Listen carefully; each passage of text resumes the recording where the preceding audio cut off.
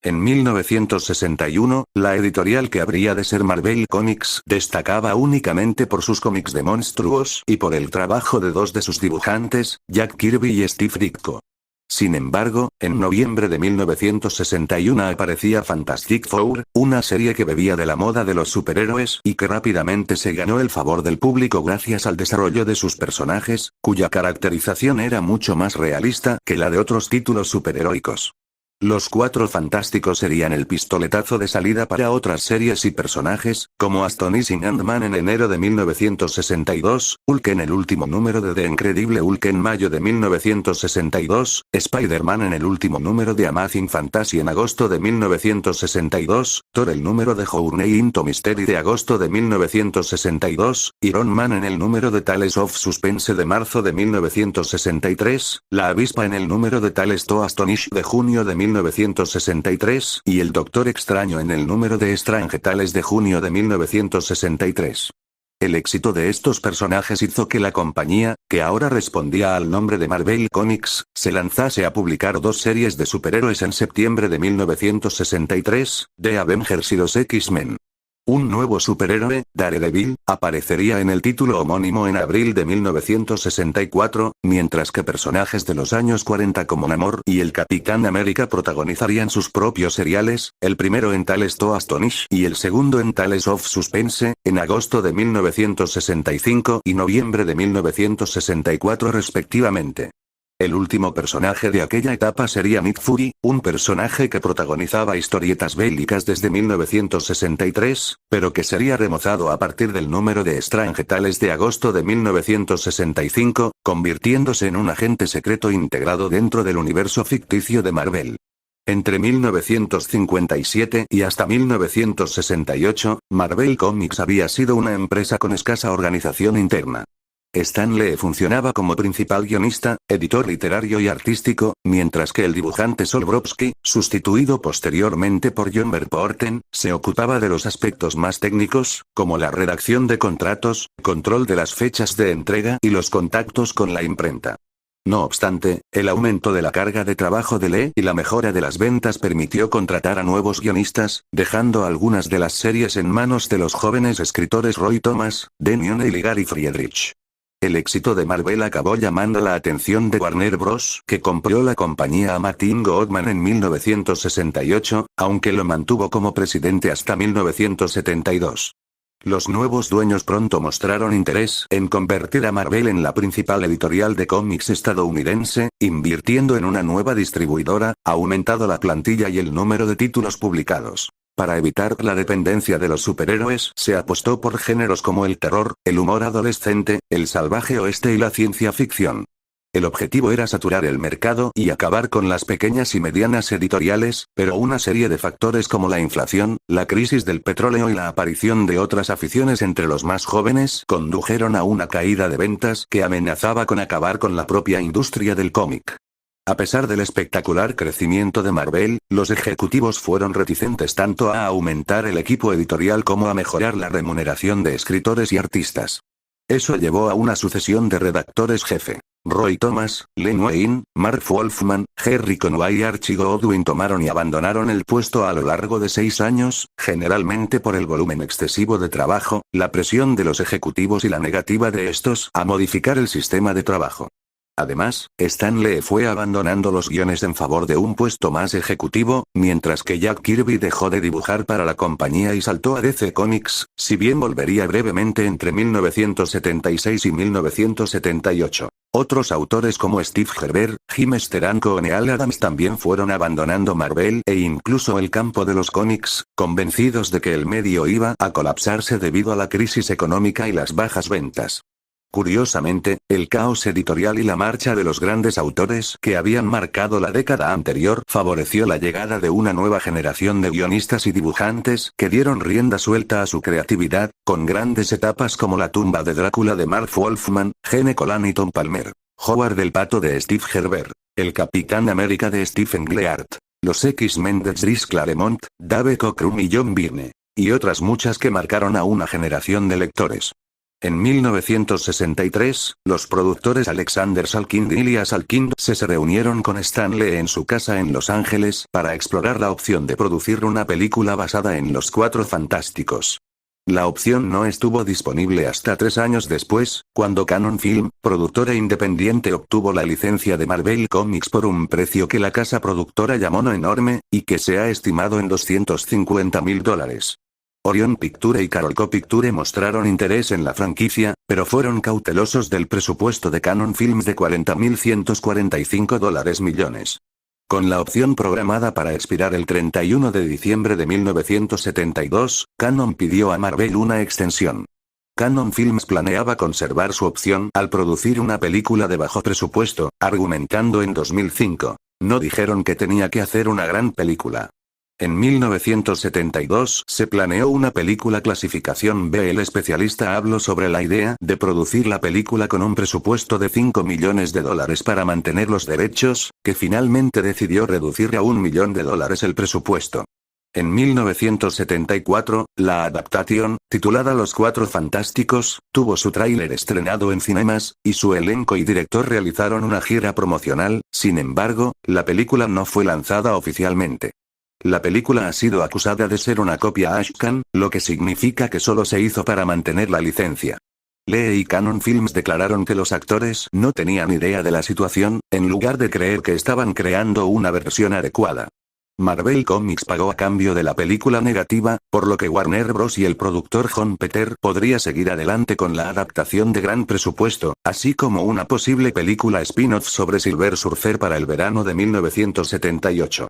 Warner contrató a Ridley Scott para escribir y dirigir la película en 1975, desarrolló un guión, pero decidió renunciar como director y concentrarse en producir la película bajo su propia compañía. David Lynch fue contratado para dirigir la película en abril de 1977, y fue reemplazado por Richard Marquand a finales de ese año. Warner confió a Richard Marquand para reescribir el script en abril de 1978 y en un intento de reducir el presupuesto proyectado de $165 millones. En febrero de 1979, con el desarrollo tardando más de lo esperado, Jon Peter y Warner firmaron un acuerdo con Marvel para extender el control de los derechos cinematográficos por otros 2 años, con un lanzamiento de verano previsto para 1981 y contratando a James Cameron para dirigir. Sin embargo, Cameron decidió dirigir Terminator en su lugar y abandonó en octubre de 1985. Fue reemplazado por Paul Verhoeven en abril de 1986 y Stan Lee fue traído a bordo para otra reescritura. Paul Verhoeven renunció en julio de 1987 explicando en 2015, lo desarrollé durante la mayor parte de un año con 3 conjuntos diferentes de escritores. Pero después de un tiempo se hizo evidente que Warner tenía una película muy diferente en mente y que también estaban persiguiendo una fecha de lanzamiento, así que terminamos separándonos de la compañía. Michael Bay firmó para dirigir la película en abril de 2000, después que Warner estuviera impresionado con su película Armageddon. Roberto Orci, Alex Kurtzman y John Rogers escribieron el guión. Por otro lado, durante 1986, tiempo en que buscaban un director para Los Cuatro Fantásticos, Warner Bros. Se vio muy interesado en una película sobre Spider-Man tras la proposición de Menil Curious-Land y el convencimiento de Peter Sigurder, y para ello contrató a Tim Burton y a Stephen Gleart para filmar la película y escribir el guión, respectivamente. El director de la Warner estaba muy interesado en que el Duende Verde, el Doctor Octopus y Daredevil fueran personajes en la película, pero Gleart pensó que eran demasiados personajes y decidió concentrarse únicamente en el Duende Verde. Anteriormente, Warner Bros. Le había ofrecido la dirección del filme a los hermanos Coen, quienes rechazaron la propuesta por tratarse de una historia que ellos no habían escrito. Burton no estaba muy convencido con dicho guión y contrató a Saman para editarlo. Este reemplazó a Thorne por Carl Grison y a St. Cloud por Meir y J.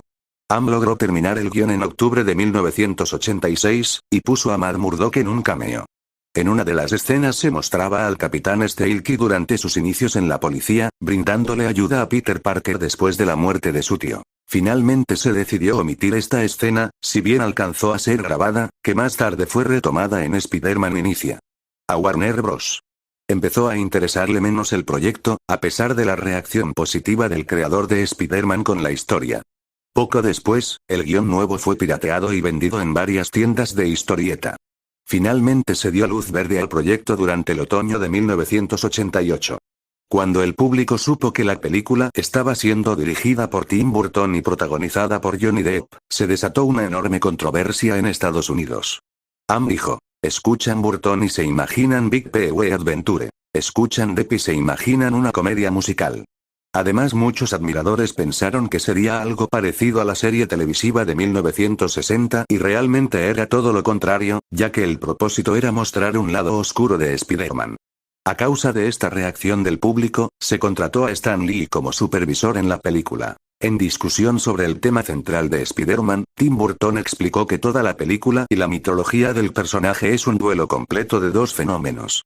Es una pelea entre dos personas perturbadas, añadiendo que el Duende Verde es un personaje genial, porque hay una total libertad para él. Cualquier personaje que no se comporta como alguien normal y se le considera un monstruo, tiene la libertad de hacer lo que quiera, ellos son los lados más oscuros de la libertad. Burton vio a Peter Parker como el portador de una doble identidad, que dejaba al descubierto al tiempo que ocultaba la realidad al mundo. Kenan que sentía que el personaje tenía que olvidar sus límites de la justicia civil para hacer frente a ciertos criminales. Kim Neumann tenía otra teoría. Burton y los escritores vieron a Spider-Man y al Duende Verde como una antítesis dramática, y la película trata con sus orígenes y los destinos entrelazados en un grado aún mayor. Un motivo visual que está presente es cuando están atacando la fábrica de químicos, que consiste en la palabra Axis marcada cuidadosamente en gigantescas letras de neón de color rojo, comparando sus actos con los de los gobiernos totalitarios de la Segunda Guerra Mundial y la transformación de Norman Osborn en el Duende Verde. También contiene referencias a revistas pulp de 1930. En particular, la ciudad de Nueva York de la película está basada en diseños de Art Deco. Richard Corliss escribió en una publicación que había observado que Nueva York era una referencia a películas como Metropolis, 1927, y El gabinete del Dr. Caligari, 1920. También señaló que New York City, a pesar de haber sido filmada en el backlot de unos estudios, es literalmente otro personaje dentro de la historia. Cuenta una degradante presencia del expresionismo alemán y la arquitectura fascista. Aunque además apuntó que la película contaba con los elementos de una obra de época, en la que los ciudadanos, policías, la gente y la televisión en blanco y negro hacen parecer que los sucesos ocurrieron en los años 30, pero más tarde dijo: si los escritores hicieron a Mary Jane una mujer fatal y no una damisela en apuros, podría tomarse como un homenaje a las películas de serie negra. Después de que Burton fuera contratado como director en 1986, Stephen Gleart y Julie Hickson escribieron varios borradores antes de que Sam Raimi escribiera el primer guión. A Spider-Man solo se le dio luz verde después del éxito de la anterior película de Burton, Beetlejuice, 1988. Numerosos actores de primera categoría fueron considerados para encarnar el papel de Spider-Man antes de elegir a Johnny Depp. La elección de Depp resultó controvertida, ya que Depp era desconocido en ese momento y los espectadores no lo encontraban creíble en un papel tan importante. Sin embargo, Burton decía que tenía una actitud nerviosa y atormentada, lo cual se adaptaba perfectamente a la visión que él tenía sobre Spider-Man. Por otra parte, Nick Olson aceptó el papel del Duende Verde bajo estrictas condiciones, que incluían un elevado salario, un porcentaje de las ganancias de taquilla y libertad para decidir su horario de rodaje. La cinta estuvo inspirada en parte por los cómics Spider-Man y Ultimate Spider-Man. El rodaje tuvo lugar en los Pinewood Studios de Inglaterra entre octubre de 1988 y enero de 1989. Durante ese periodo, hubo una huelga de escritores que afectó a Sam Raimi, quien tuvo que abandonar el proyecto. El guión aún no estaba terminado y Warren Scarren, Charles McKeown y Jonathan Hems fueron los encargados de acabarlo, sin embargo no fueron acreditados. Mientras, el presupuesto se elevó de 30 millones a 48 millones de dólares.